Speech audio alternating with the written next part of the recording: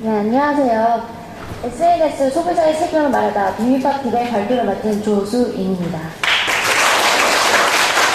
저희 발표 순서는 SNS란 무엇인지서부터 실질적 규제 방안까지 진행되도록 하겠습니다. 흔히들 현재를 SNS 시대라고 말합니다. 그렇다면 SNS란 무엇일까요? 1인 미디어, 1인 커뮤니티, 정보 공유 등을 포괄하는 개념으로서 참가자가 스스로 온라인 인맥 관계를 구축하는 서비스를 말합니다. 이 가상세계는 전 세계적으로 이 하단에 있는 표와 같이 급격하게 증가하고 있는 추세입니다. 페이스북, 트위터의 등장과 함께 그 성장 속도는 매우 빠르게 증가하고 있는데요. 또한 스마트폰의 등장은 모바일 SNS 시대를 열었고 그 대중화는 SNS 시장의 성장 촉진과 SNS의 성장 촉진을 통해서 SNS의 가상세계와 현실세계의 구분을 무너뜨리고 있습니다. 그렇다면 국내의 SNS 시장은 언제부터 시작되었을까요? 여러분들 모두 다 한 번쯤은 사용해보셨을 미니홈피 기억하시나요? 2001년 9월에 등장한 싸이월드 미니홈피 서비스의 시작과 함께 일촌이라는 개념이 대중화되면서 시작되었다고 볼 수 있습니다. SNS의 등장은 소비자의 성향에 많은 변화를 가져왔습니다. 다음은 SNS의 등장 이전과 이후의 기사 제목들을 스크랩한 건데요. 기사 제목들을 한번 살펴보면 이전에는 시민단체, 계속 시민단체라는 단어들이 나오고 여야, 일제정책 재검토를, YMCA 등 38개 단체라는 단어가 중복돼서 나오죠. SNS 이후에는 SNS 루머의 기업이 먹는다, 소통과 왜곡의 경계 사이 SNS의 빛과 그림자, SNS 연예인의 흥망성쇠를 좌우한다, 기업들 찍히면 죽는다, 바꿔줘 쌩때 기업은 이미지 버릴까 몸조심, 흉기가 된 SNS 찌라시. 여기서 갑자기 왜 연예인이 나올 거 조금 의아하실 수도 있는데 저희는 연예인 또한 이미지 서비스를 제공하는 1인 기업으로 보고서 스크랩하였습니다. 이런 제목들을 살펴봤을 때 알아보실 수 있겠지만 SNS 시대 이전에는 공신력 있는 인사 혹은 단체에 의한 조직적인 불매운동이 주로 이루어졌고요. 비교적으로 수동적인 참여가 이루어졌는데 반면 이후에는 SNS의 특성을 통하여 개인에 의한 능동적이고 적극적인 참여가 이루어지고 개인 소비자의 영향력이 증가하였음을 알아볼 수 있습니다. 이러한 변화는 SNS의 접근성, 실시간성, 생산 및 직접성, 확산성의 특성에 의한 것인데요.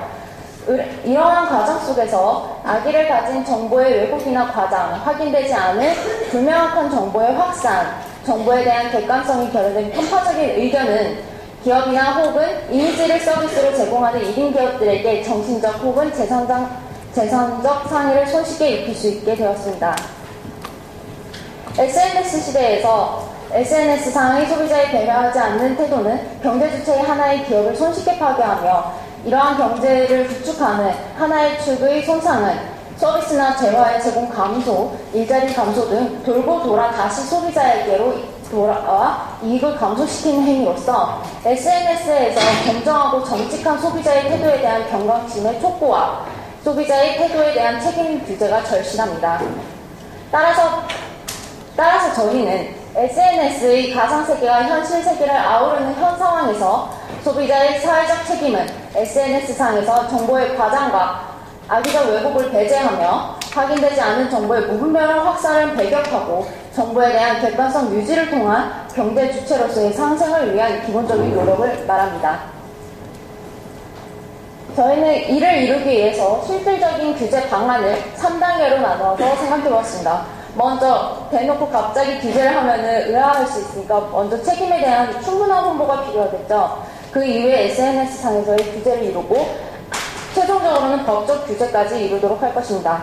이를 세부적으로 어떻게 진행을 할 것인가에 대해서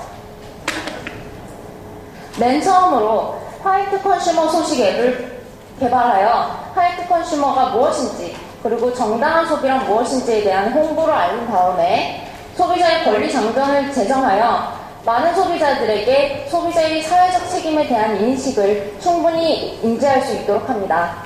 이후에 SNS 보안관 제도를 설립하여 소비자가 직접 참여하여 SNS상에서의 바람직하지 못한 소비자의 태도를 규제하는 감시자의 역할을 마련하여 SNS상에서의 규제를 진행합니다. 이러한 규제를 통하여 정당하지 못한 소비를 한 소비자들에게는 지속적인 경고를 무시하고 계속 지속적으로 정당하지 못한 소비를 한 소비자들에게는 계정 삭제까지 이루어지면서 좀 더 실질적으로 규제가 이루어질 수 있도록 생각하였습니다.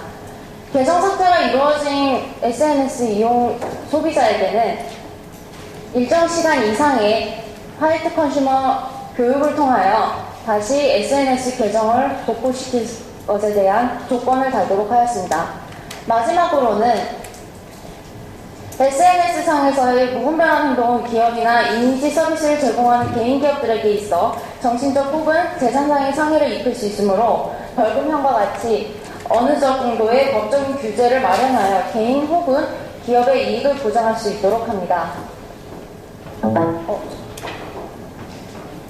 마지막 슬라이드가 없어진 것 같은데요. 발표를 마치기에 앞서 소비자는 SNS상에서의 키보드를 누르는 자신의 손가락의 무거움에 대해서 다시 한번 생각해 봐야 될 것입니다. 감사합니다.